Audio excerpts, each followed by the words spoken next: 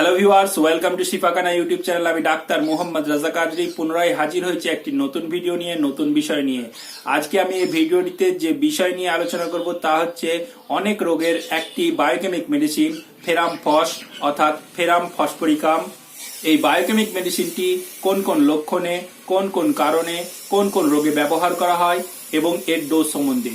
তাই এই বায়োকেমিক মেডিসিনটি সম্বন্ধে যারা জানতে চান ভিডিওটি সম্পূর্ণ দেখুন। আর ভিডিও শুরু করার আগে আপনাদেরকে বলতে চাই যে ভিডিওর নিচে যে ডিসক্রিপশন রয়েছে তা অবশ্যই ক্লিক করে দেখবেন, তাতে অনেক তথ্য রয়েছে। আমি বায়োকেমিক সিস্টেম অফ মেডিসিন বা বায়োকেমিক চিকিৎসা পদ্ধতি সম্বন্ধে আপনাদেরকে আগেও ভিডিও জানিয়েছি। এই ভিডিওগুলি দেখার জন্য আপনি ভিডিওর নিচে ডিসক্রিপশনে ঔষধ সম্বন্ধে লিঙ্ক পাবেন, সেখানে বায়োকেমিক সম্বন্ধে আমি অনেক ভিডিও দিয়েছি। আজকে আমি আরেকটি বায়োকেমিক মেডিসিন ফেরাম ফস সম্বন্ধে আপনাদেরকে জানাবো।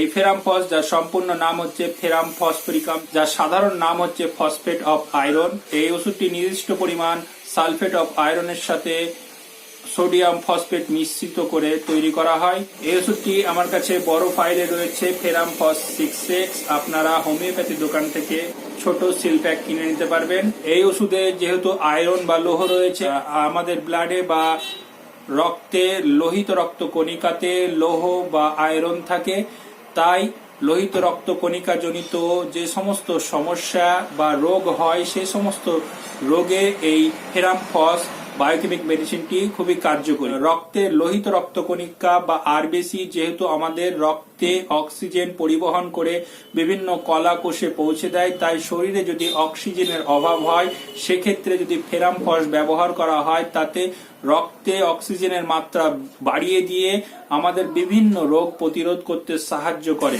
আমাদের শরীরের প্রতিটি সেল বা কোষের প্রধান পদার্থ হচ্ছে অ্যালবুমিন। এই অ্যালবুমিনে লৌহ থাকে, তাই অ্যালবুমিনের যদি অভাব বা ঘাটতি থাকে বা সেলের দুর্বলতা থাকে, কোষের দুর্বলতা থাকে, সেক্ষেত্রে যদি আমরা এই ফেরাম ফস বায়োকেমিক মেডিসিনটি ব্যবহার করি, এর ফলে আমাদের শরীরে যেমন অক্সিজেনের মাত্রা বৃদ্ধি পায় আর এর সাথে সাথে আমাদের কোষ বা সেলগুলি সুস্থ হয় আর সেল টিস্যু গঠনে সাহায্য হয়। তাই যদি আয়রন বা লৌহের অভাবে যদি আমাদের পেশিগুলো দুর্বল হয়ে পড়ে, সেক্ষেত্রে যদি ফেরাম ফস ব্যবহার করা হয় তাহলে উপকার দেয়। শিরা ধমনীতে যদি লৌহ বা আয়রনের অভাব হয় তাতে কি হয়, শিরা বা ধমনীগুলো শিথিল হয়ে যায়, সেক্ষেত্রেও যদি ফেরাম ফস ব্যবহার করা হয় তো উপকার পাওয়া যায়। এছাড়াও যদি কোনো জায়গায় চোট লাগার ফলে বা অন্যান্য কোনো কারণে যদি বেশি মাত্রায় রক্ত জমে প্রদাহ হয়, ইনফ্লেমেশন হয়, তাছাড়া যদি উচ্চ রক্তচাপ বা হাই ব্লাড প্রেশার হয়, নিম্ন রক্তচাপ বা লো ব্লাড প্রেশার হয়, সেক্ষেত্রে যদি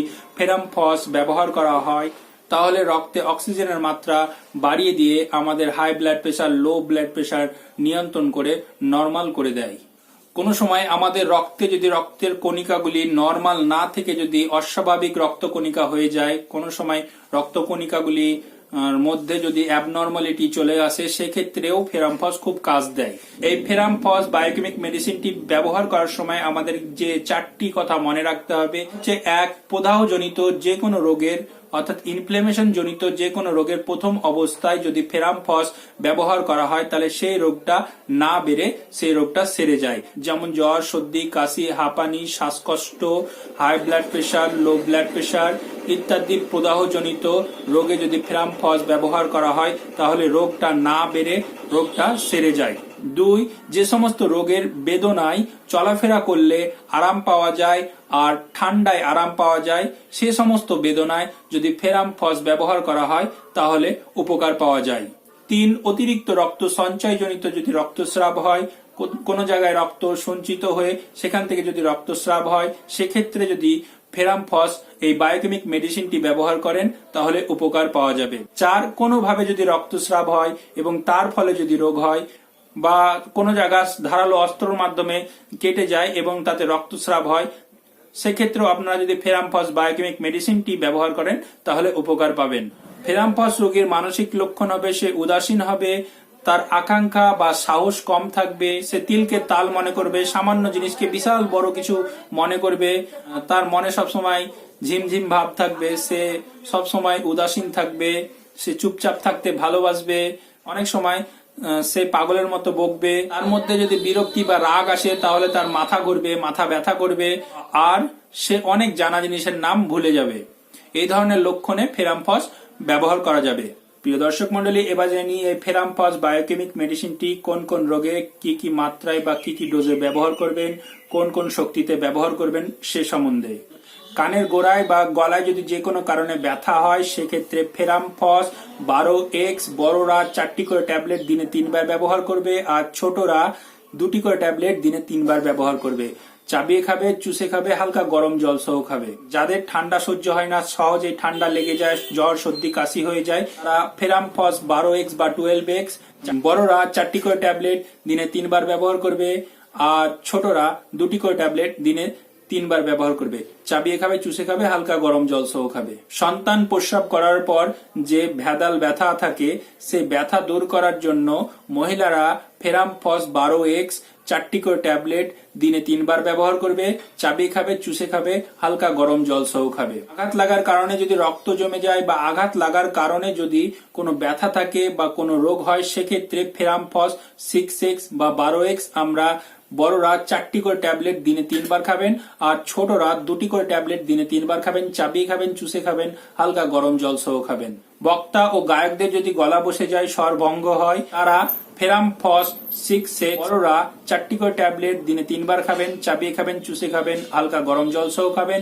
ছোটরা 2টি করে ট্যাবলেট দিনে 3 বার খাবেন। চাবিয়ে খাবেন, চুষে খাবেন, হালকা গরম জল সহ খাবেন। ঠান্ডা লেগে যদি গলা বসে যায় বা গলা ব্যথা করে সেক্ষেত্রে ফেরাম্পস 12X এটি বড়রা 4টি করে ট্যাবলেট দিনে 3 বার খাবেন। চাবিয়ে খাবেন, চুষে খাবেন, হালকা গরম জল সহ খাবেন। আর ছোটরা 2টি করে ট্যাবলেট দিনে 3 বার খাবেন। চাবিয়ে খাবেন, চুষে খাবেন, হালকা গরম জল সহ খাবেন। আমাদের শরীরে কোনো জায়গা যদি আগুনে পুড়ে যায় বা কোনো ধারালো অস্ত্রে কেটে যায় সেক্ষেত্রে ফেরাম্পস 6X আপনারা বড়রা 4টি করে ট্যাবলেট দিনে 3 বার খাবেন। চাবিয়ে খাবেন, চুষে খাবেন, হালকা গরম জল সহ খাবেন।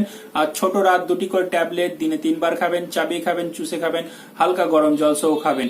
এক্ষেত্রে আপনারা ফেরাম্পস 3X এটি বাহ্যিক প্রয়োগ করতে পারেন, লাগাতে পারেন। যে কোনো রকমের সর্দির ক্ষেত্রে আপনারা ফেরাম্পস 6X ব্যবহার করতে পারেন। জ্বর হয়, মাথা ব্যথা করে, মাথা ভারী হয়ে থাকে, চোখ দিয়ে জল বের হয়, চোখ ছলছল করে, শরীর ঝিমঝিম করে, এক্ষেত্রে আপনারা ফেরাম্পস 6X 4টি করে ট্যাবলেট দিনে 4 বার খাবেন বড়রা, আর ছোটরা 2টি করে ট্যাবলেট দিনে 4 বার খাবেন। টনসিলে যদি পোদাও হয় আর সেটি যদি নতুন হয় তাহলে ফেরাম্পস 6X, আর যদি পুরাতন হয় তাহলে ফেরাম্পস 12X এটি আপনারা বড়রা 4টি করে ট্যাবলেট দিনে 3 বার খাবেন, আর ছোটরা 2টি করে ট্যাবলেট দিনে 3 বার খাবেন। যারা ঘুমের ঘরে প্রস্রাব করে তারা ফেরাম্পস 12X বড়রা 4টি করে আর ছোটরা 2টি করে সেই একই নিয়মে খাবেন। সময় কি হয়, আমাদের ঘুমের দোষে ঘাড়ে ব্যথা করে এবং ঘাড়ে আড়ষ্ট হয়ে যায়, সেক্ষেত্রে ফেরাম্পস 12X বড়রা 4টি করে আর ছোটরা 2টি করে একই নিয়মে খাবেন। হিপ জয়েন্ট, হাঁটু, পায়ের গোড়ালিতে যদি ব্যথা করে আর সেই ব্যথা যদি চলাফেরাতে আরাম হয় আর ঠান্ডাতে যদি ভালো লাগে সেক্ষেত্রে আপনারা ফেরাম্পস 12X বড়রা 4টি করে, ছোটরা 2টি করে একই নিয়মে খাবেন।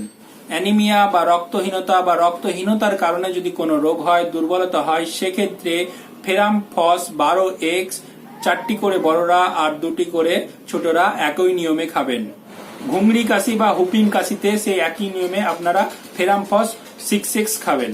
সব রকম বসন্ত রোগেই আপনারা ফেরাম্পস 6X একই নিয়মে খাবেন। এই সমস্ত রোগে ও আরো অন্যান্য রোগে কারণ ও লক্ষণ দেখে এই ফেরাম্পস বায়োকেমিক মেডিসিনটি ব্যবহার হয়ে থাকে।